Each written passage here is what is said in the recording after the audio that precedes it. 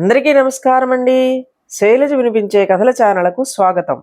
ఈరోజు మనం మాచిరాజు కామేశ్వరరావు గారు రచించిన గట్టెక్కిన కష్టం అనే కథను విందాం.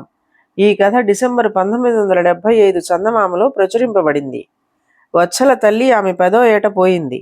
తండ్రి మరో పెళ్లి చేసుకున్నాడు. సవతి తల్లి వత్సలను రాచి రంపాన పెట్టేది. వత్సల ఇంటి చాకరీ అంతా చేయటమే కాక అడవికి పోయి కట్టెపుల్లలు కూడా ఏరుకు రావలసి వచ్చేది. ఆమె అడవికి వెళ్లే దారిలో ఒకచోట పాము పుట్ట ఉండేది. ఆ పుట్టలో చెయ్యి పెట్టి పాము కాటు తిని చచ్చిపోదామని ఆమెకు చాలాసార్లు అనిపించింది. కానీ ఆమె అలా చేయకపోవడానికి కారణం ఆమె తమ్ముడు. వాడంటే వత్సలకు ప్రాణం. వాడి మీద ఈగను కూడా వాలనీయక వాడి వాటా దెబ్బలు కూడా తానే తినేది.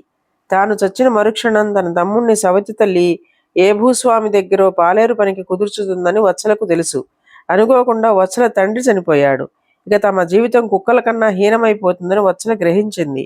ఆమె అనుకున్నట్టే సవతి తల్లి వత్సల తమ్ముణ్ణి పెద్దరెడ్డి ఇంట్లో పనివాడుగా కుదిర్చింది. వత్సల ఈ ఏర్పాటుకు ఒప్పుకోక, వాడికి 10 ఏళ్లన్నా లేవు, పనేం చేస్తాడు, వాడిని చదువుకొని అన్నది సవతి తల్లితో. 10 ఏళ్ళు లేకపోతే ఏం, 25 ఏళ్ల మనిషి తిండి తింటాడు. అంతా తింటూ కూర్చుంటే ఆర్జించిపోయటానికి మీ అయ్య లేడు అన్నది సవతి తల్లి. నా తమ్ముడిని నేను పోషించుకుంటానులే. అడవిలో ఇంకో 2 పుల్లలు హెచ్చుగా ఏరుకొచ్చి అమ్మితే 1 రూపాయి దొరక్కపోదు అన్నది వత్సల. సవతి తల్లి ఇందుకు అభ్యంతరం చెప్పలేక, ఇంటి పని ఎగ్గొడితే ఊరుకునేది లేదు అని వత్సలను హెచ్చరించింది. వత్సల ఇంటి పని చేస్తూ అడవి నుంచి మోయలేనని కట్టెలు తెచ్చి ఊళ్ళో అమ్ముతూ వచ్చింది. ఇలా కొన్నాళ్లు గడిచింది. సవతి తల్లి తన నగల కోసం లోగడ పెద్ద మొత్తం అప్పు చేసింది. వత్సలతో పాటు ఆ అప్పు కూడా వదిలిపోయే అవకాశం ఆమెకు లభించింది. ఆమె ఒకనాడు వత్సలతో, వారంలో నీ పెళ్లి, నీ అయ్య తాగుడికి ఊరి నిండా అప్పులు చేసిపోయాడు. నిన్నిచ్చి పెళ్లి చేస్తే వరహాలయ్య 2000 ఇస్తానన్నాడు. ఆ డబ్బుతో అప్పులు తీర్చి హాయిగా ఊపిరి పీల్చుకుంటాను అన్నది. ఆ మాట వినేసరికి వత్సలకు మూర్ఛ వచ్చినట్లయింది. ఆ వరహాలయ్య రోగిష్టివాడు. ఆ రోగిష్టివాడితోనా నా పెళ్లి అని వత్సల ఆశ్చర్యంగా అడిగింది. నువ్వు అందాల రాసివా?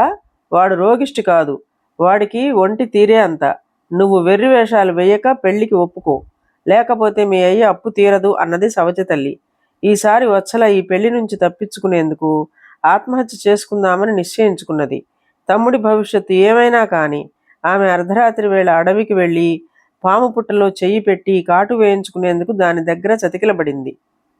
పుట్ట సమీపంలో చెట్టు మీద కొత్తగా వచ్చి చేరిన భూతం ఒకటి వత్సలను చూడగానే ఆమెను భయపెట్టడానికి పెడబొబ్బలు పెడుతూ చెట్టు మీద నుంచి కిందికి దూకింది. చావడానికి సిద్ధపడి వచ్చిన వత్సల ఆ నిలువెత్తు భూతాన్ని చూసి దడుచుకోలేదు. అది చూసి భూతం నివ్వెరపోతూ, నన్ను చూస్తే నీకు వణుకు పుట్టడం లేదా? నేనెవరో తెలుసా?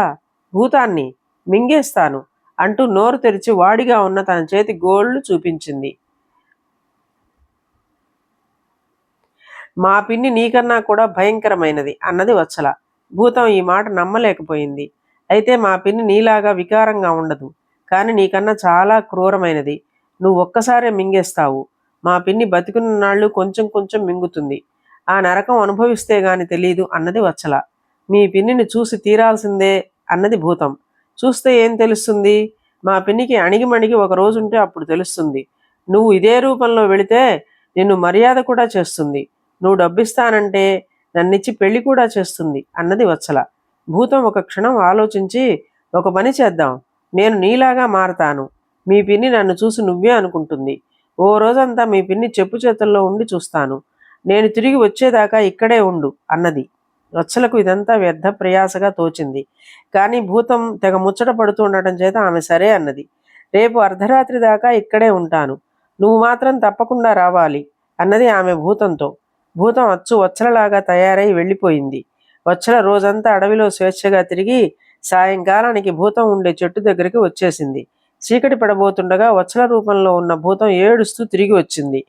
అప్పుడే వచ్చేసావేం అని వత్సల ఆశ్చర్యంగా అడిగింది.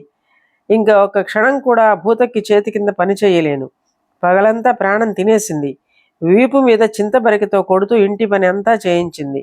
ధాన్యం దంపించింది, పెరడు తవ్వించింది, కడుపు నిండా భోజనం పెట్టలేదు. రాత్రంతా నూకలు విసిరాలట. నా వల్ల కాదు, ఒప్పుకుంటాను.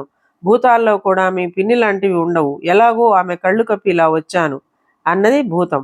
భూతం మాటలు ఇంకా పూర్తి కాక పూర్వమే వత్సల సవతి తల్లి చింతబరిక చేత పట్టుకుని వచ్చి నాకు తెలుసు పని ఎగ్గొట్టి ఇక్కడికి వచ్చి కూర్చుంటావని. దొంగముండవు, ఇంటికి పద అన్నది. ఆమెను చూడగానే వత్సల చప్పున చెట్టు చాటుకుపోయింది. భూతం అదిరిపడి తన అసలు రూపం ధరించి చెట్టు మీదకి ఎగిరిపోయింది. అది చూసి వత్సల తల్లి కెవ్వున అరిచింది. 24 గంటలు తన అదుపులో ఉండే వత్సల భూతంగా మారటం కళ్ళారా చూడగానే ఆమె మతిపోయింది. వెర్రిచూపులు చూస్తూ పిచ్చిగా అరుస్తూ ఆమె అడవిలోకి పారిపోయింది. భూతం ఒక బరువైన డబ్బు మూటను వత్సల కాళ్ళ ముందు పారేసి, నీకు నీ పిన్నికి ఒక దండం, ఎరక్కపోయి ఈ ప్రాంతానికి వచ్చాను అని గబ్బిలంగా మారి అరుస్తూ ఎగిరిపోయింది. వత్సల ఆ మూట తీసుకుని ఇంటికి వెళ్ళిపోయింది. అడవిలోకి పారిపోయిన సవతి తల్లి మళ్లీ తిరిగి రాలేదు. వత్సల ఆమె కోసం వెతికించింది, కానీ ఆమె జాడ దొరకలేదు. వత్సల కాలక్రమాన తనకు నచ్చిన వాణ్ణి పెళ్ళాడి తన తమ్ముణ్ణి తన వద్దనే ఉంచుకున్నది. భూతం ధర్మమా అంటూ ఆమె కష్టం గట్టెక్కింది. ఇదండి కథ. ఈ కథ మీకు నచ్చినట్లయితే లైక్ చేయండి, షేర్ చేయండి, కామెంట్ చేయండి, సబ్స్క్రైబ్ చేసుకొని నన్ను ఎంకరేజ్ చేయండి. నమస్కారం అండి.